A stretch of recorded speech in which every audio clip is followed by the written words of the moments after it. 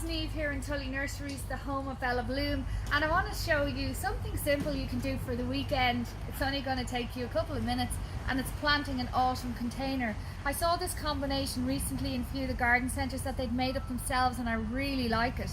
You've got good, nice evergreen colour that will hold its colour all year long. Starting with the Vinca, one of our favourites, and it's part of the Bella Bloom range, you can see there. This one, the common name is Periwinkle. It's got lovely bright foliage all year long, and it's really nice at the front of a container, just trailing down the front.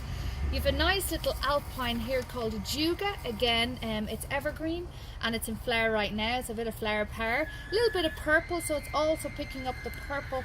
In this foliage, this is a heuchera, or otherwise known as coral bells, and they come in lots of different colours, but I really like the foliage and the grey with this lovely Senecio angel wings. The foliage is lovely and soft, and it gives a bit of height to the container.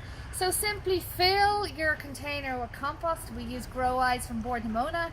Put your plants in, and then you just backfill some compost in around all of the plants. And there you go. So while this is a small container, you can use whatever container you have already. I really like this combo though. It's easy to maintain.